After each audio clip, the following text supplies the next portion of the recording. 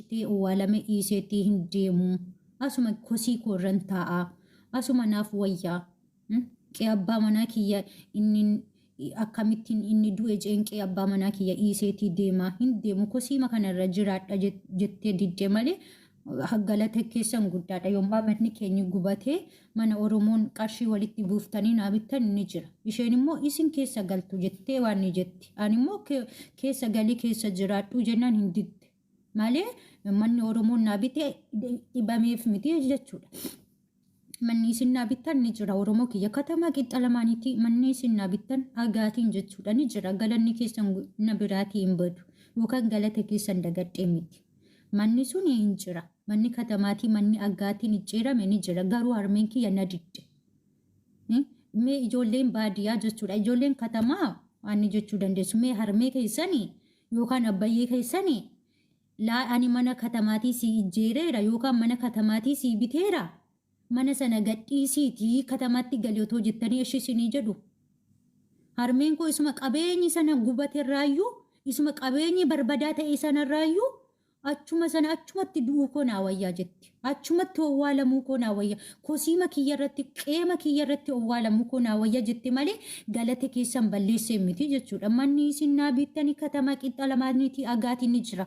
Suura isaa yookaan viidiyoo isaa isin maxxansuu ni danda'a. Jira manni agaa jechuudha. Sila kanaaf immoo harmee keessan baadiyyaa daawwalaa gaafadha. Akkasumatti otuma isin mana katamaatiin ijjeeniiriyyuu mana katamaatiin si bita harmee kiyya itti galtaa jedhaa gaafadha. Wayyoo qe'ee kiyya moo jedhu wayyoo kosii kiyya dhiisee moo jedhu jechuudha. Harmee kiyya guyyaa meeqa sossobee itti galii lakki nuti biyya Arabaa keessa jirra mana bareedaa keessa jirra rakkoo hin qabu yoomillee durbii kana lagaati miti yoo nuti heerumne jireenya mataa keenya jiraachuu dandeenya. Ati itti galii mana kana Oromootu si bitee jennaan imbii kosii kiyya dhiiseetii hin deemu. Qeema kana irratti duur kiyya naa wayyaa. Ani abbaa mana abbaa keessanitti qe'ee kanatti ijoollee isiniin argadhe handhuura keessan qe'ee kana keessattiin owwaale akkamittiin isinii qe'ee kana dhiisii bakka itti handhuurri keessan owwaalame dhiisii bayinaan jettu. Asumatti du'eetiin bada malee qe'ee kana keessaatii hin bahu na jettee na didde. So ani immoo achi sanatti erga manni sun gubatee deebisee akka kana duraa agaatiin ijaaru hin dadhabe Oromoo kiyya hin dadhabe. Mee shallagaa ilaalamee damoosni kiyya 1,000 damoosa 1,000 nyaadha. ID mataa kiyyaa paaspoortii mataa kiyyaa qarshii giraama Imaaraatii giraama 10,000. Mee giraama 10,000 waggaatti damoosa tokko jechuudha. Obboleettii kiyyaa fi paaspoortii ID damoosa giraama 10,000 giraama Imaaraatii giraama 20,000. Gaa otoo abbaan kiyya lubbuun hin bahin obboleessa kiyyaaf yeroo hunda anillee walittiin qaba isinillee waan qabdanirraa waan ijaati obboleessa keessaniif bajaajiin haa bitamuu naan jechaa ture jechuudha otoo lubbuun jiru. So erga abbaan kiyya du'e immoo maali abbaan koo kana dura gaafa lubbuun jiru akkas naan jechaa ture obboleessi koo itti agaamuu danda'a jedhee giraama 8,000 obboleessa kiyyaaf bajaajii. Mee akkam godheen achitti amma immoo deebisee akkamitti akkam godheen mana aggaatti deebisa mee naa yaada akkamiin godhame mi'aan akkam godheen mee bakka harmeen koo jirtu sanatti mana aggaatiin agartanii jirtu maskootiin madda sharaatiin jechuudha bakki maskootii bakka harmeen kiyya raftu bakki maskootii sharaatiin kan inni asiif asii waxxaramee jiru jechuudha. Asii kan rukutamee jiru sharaatiin jechuudha akka roobni achitti hin seenneef mee ani qofaa kiyya akkamittiin mana aggaatiin akkamittiin akkana godhee akkamittiin mana sanatti maskootii godhee hin dadhabe Oromootiyya hin dadhabe qofaa kiyya natti ulfaate malee harmeen koo erga isheen akkas jettee lakki qeema kiyya naa wayyaa qeema bakka kosii koo kanan jiraadha naan jetteeti bakkuma isheen jirtutti otoon ishee gammachiisee deebisee mana bareedaa ijjeeree fi mana aggaatiin ijjeeree fi televizyiinii ishee keessa galchee fi Fataashii godhee hin jibbeen miti. Innan dadhabe malee elekinuu damoosa ji'aan elekinuu mee mucaan birrii naa galchuu gaafadha. Anu gaafa damoosni koo ji'aan uftuun sii kenna. Qarshiin yoo harka kee irra jiraate haadha koof naa ergin jedha. Obboleessa koof naa ergin jedha. Obboleettii koof naa ergin jedha. Hin hira jechuudha. Otoo damoosni kiyya hin gahin liqiif waan ittiin fixa jechuudha. Mee jireenya Itoophiyaa keessaa immoo ilaala. caammaa tokko nama tokkoof bituuf caammaa pilaastikii 2000 bitamee ani jireenya wuddii akka kana keessatti akkamittiin ani mana agaa ijjeeraani.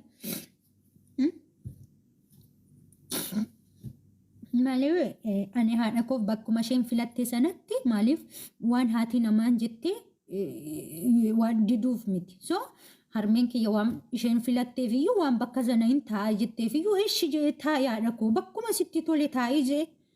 Lakin ishee sana immoo du'ee badee manitti hooqqeeyyuu ijjeere. Du'ee badee ijoollee irraa damoosa kiyya itti liqeeffadhee anuu gaafa huqqubii seenee damoosa koo jajaan huqqubii itti seenee manitti qorqorroo sana iyyuu ijjeereeni. Akkam godhee nani qofaa kiyya mana algaatiin ijjeera. So malee haadha kiyya mana hooqqee keessatti isheen jiraachuun ishee natti tole miti. Anu ergan gaafa viidiyoo sana argeeti sammuun tiyyattuun sirrii nan jirtu haati koo mana kana keessa akkasitti jiraachaa jirti hin jaa. Maaliif ani yeroo baay'ee yoon harmee kiyya suura kaasaa natti ergaa jees natti hin ergani. Viidiyoo waraabaa natti ergaa jees hin ergani. Gaafan bilbilaan gaafadhu immoo ani badee lakinuu agaan bu'eeraa naan jetti. Agaatiin mana isaa hin gadda kana lakinuu maskaawotii biteen deebi'ee naan jetti. Isa waannitiin laxxafamee jiru. Isa sharaatiin manni maskootii laxxafamee jiru hin gadda biteen deebi'ee mana. Laameeraa biteen deebi'ee naan jetti jechuudha. Mee akkam godhari aniin kun Oromoo kiyya hin dadhabee bar. Mee anu akkaataa kamiin immoo beekaa jira miti. Mana madamii kanaatis baay'ee beekaa hojii ulfaataa yoo haa ta'u damoosa jabaatiin eessaa hin hojjedha bakka kamiitiin hojjedha beekaa jira miti. Ani isa namnillee sooshaal miidiyaa kanarraa hiriyyaa qabu hiriyyaa mari'atu hiriyyaa wajjin haasa'ee kolfu ani dhugaa rabbi dubbatuuf rabbi tokkicha wajjin haasa'a malee hiriyyaa jedhamtu tokko hin qabu. Hiriyyaa asiif asiin haasa'ee yaada walii kennu jireenya gadhaanaa keessaatii gara guddinaatti wal fiduu hin qabu jechuudha. Yeroo baay'ee sooshaal miidiyaa kanarraatii kan numti carraan kennamuuf iyyuu nama jabaa nama qaalii nama beekamtii qabuuf jechuudha. Yeroo baay'ee namni sooshaal miidiyaa kanarraatii bakka guddaatti kan fu'u namni asirraa nama beekamtii qabu. Nama dubbatu beekaa suufii gaarii uffatu nama uffannaa gaarii uffatuuf wanti bakki guddaan kennama jechuudha. Hojiin guddaan kennama. Bizineesiin adda damoosni guddaan kennama jechuudha. Yeroo baay'ee kan mana madamii keessa shamarran mana madamii keessa kan ilaalu rabbi tokkicha yoo ta'e malee nama miti. Namni hin ilaalu. Rabbi tokkicha yoo ta'e qofaa kan nu ilaalu waaqa tokkicha yoo ta'e malee yeroo baay'ee kan nama biratti fudhatama qabu yeroo baay'ee kan nama biratti guddina qabu nama beekamtii qabuu fi nama uffannaa gaarii uffatu.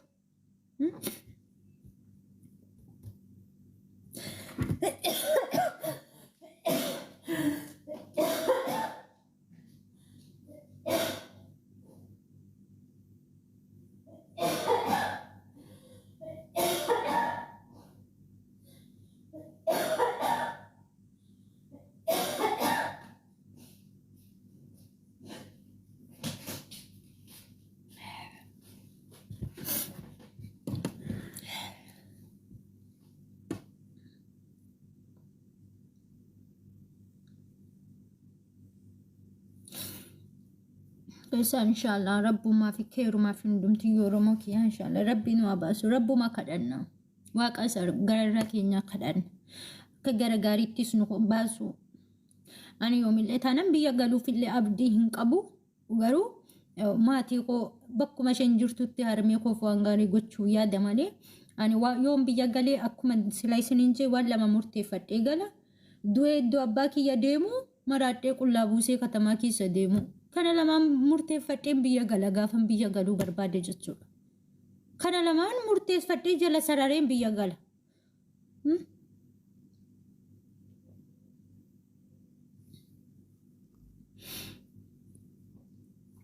Kanadha inshallah Oromoo kiyya. Teeruma fundumtu. Naaf cidhaadhaa hama famtuun siniin argin Oromoo koo baay'ee sin jaalladhaa sin kabaja.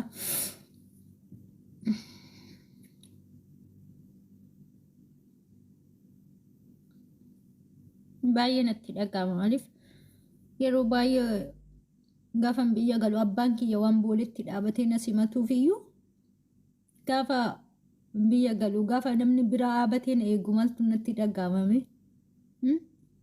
Mana dura abbaa kiyyatu fiigee dhufee natti marama. Gaafan biyya galu gaafa namni biraa dhufee waan naan jedhu maalumatu natti dhaga'ama. Bilbila koo tokkotuun isinitti banee agarsiise. Suuraa abbaa kiyyaaf viidiyoo abbaa kiyyatu keessa guutee jira jechuudha. Amma gaafa mana garee bakka sana hundumaa abbaa kiyya ilaalu dhuguma nin taa'e.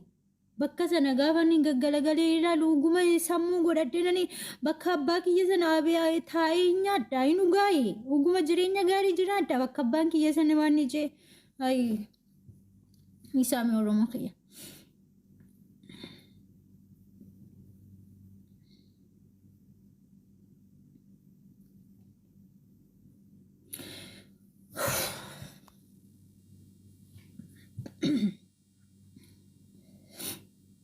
Inshallah Rabbu macira Oromoo kiyya baay'ee sin jaalladha. Dhugaa mataan kiyya narraa bu'u jirti. Halkaniif guyyaa iyyaadha. Dhugaa dubbatuuf iyyaadha. Hin karoorsaa. Akkamiin asiin godhee akkam godha jedhee iyyaadha. Garuu waan ani yaadu yeroo hundaa nan tasaa akka ullee qalma naan ga'ullee. Haadha nan qaba alhamdulillah galata waaqa.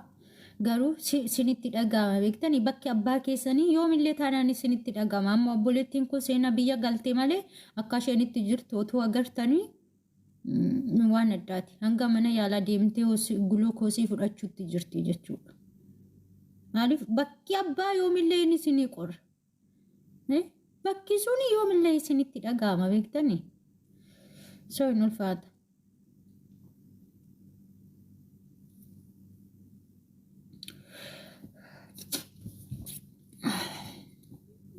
Gaafa akkas dubbatan namatti dhaga'ama malee ani boo'uu barbaade miti maaliif jennaan alhamdulillah fayyaa qaba kun mudhiima kiyya hidhadhee tattaafachaa jira.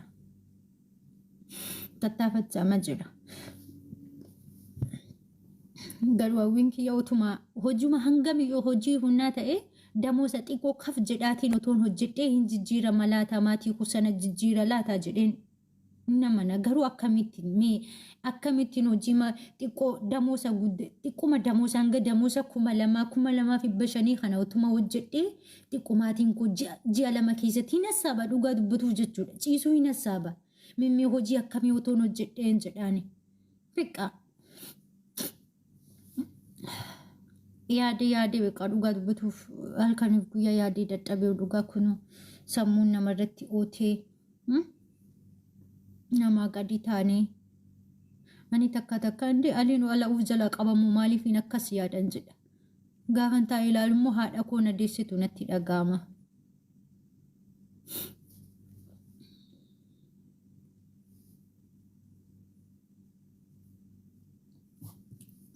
Ayya kennaa koo galatoomeen qaale. Hundumtuu namni biyya lafaa kanarratti hafuu hin jiru.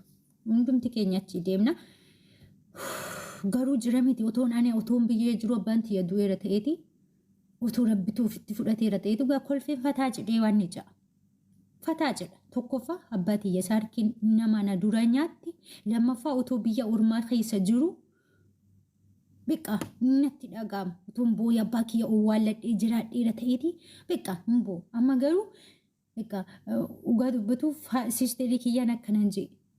Mimmoo dhugaa akkanan jedhe immoo diingatammoo dhugaa natti hin fakkaatu beektanii soba natti fakkaata. Diingata lubbuun jiraachuu danda'a bakka awwaalcha sa'aatii ittaan jedhaani. Mee dhugumannu oksanii rufaa ta'uu danda'a yookaan immoo waan bakka qabrii sa'aatii ilaaltee ittaa jedheen ishee gaafadha jechuudha. Waan jiru natti fakkaata malee waan nurraa du'e natti hin fakkaatu. Garuu bakka jira miti namatti dhaga'ama. Wanti hundumtuu anatti akka garaa koo akka mataa kiyyaa na ulfaata. Ani biyya hin galu.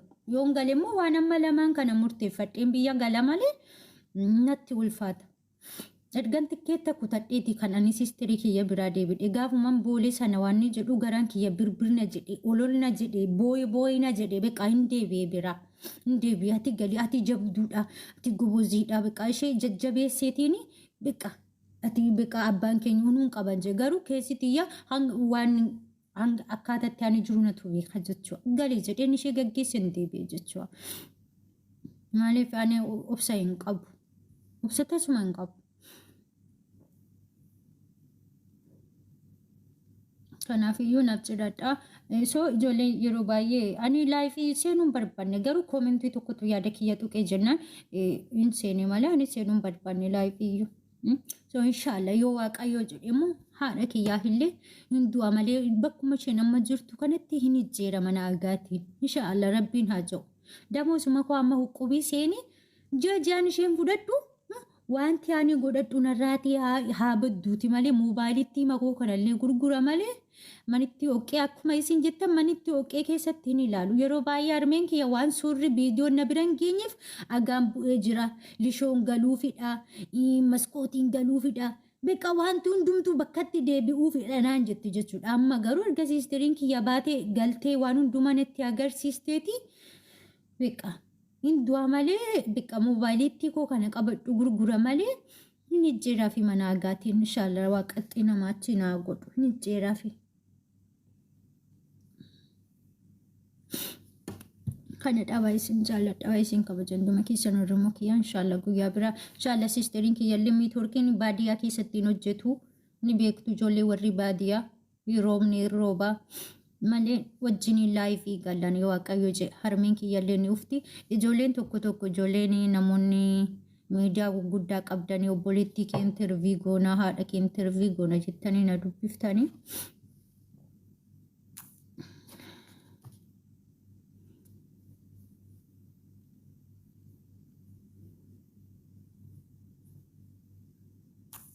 miseejii nama tokkoof iyyuu deebisaa hin turre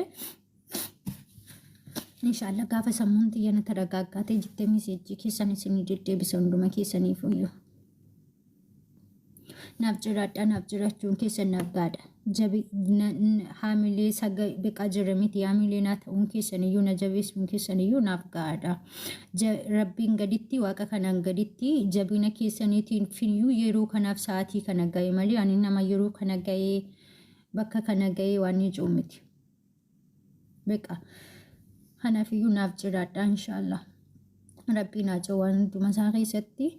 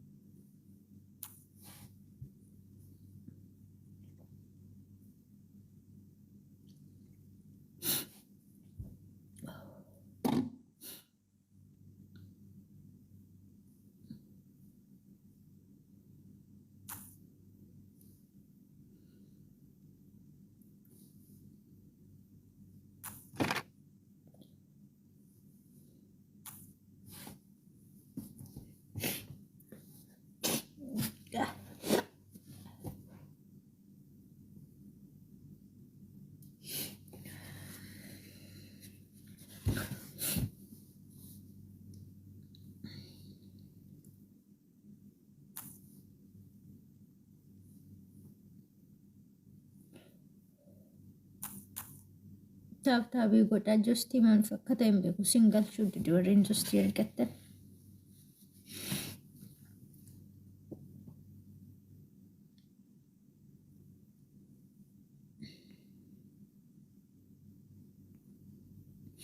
Taabtaabii godhaa justiin naa banuu didi naannessaa jira. Naa yaada manatti dhagaame majannaan malee Oromoo kiyya beetu kun qabu. Walata waaqa. Mika jiramiti gaafa ani inni aaruu gaafa aarii mataan haguutee imimmaan tunirra yaa gaafa aarii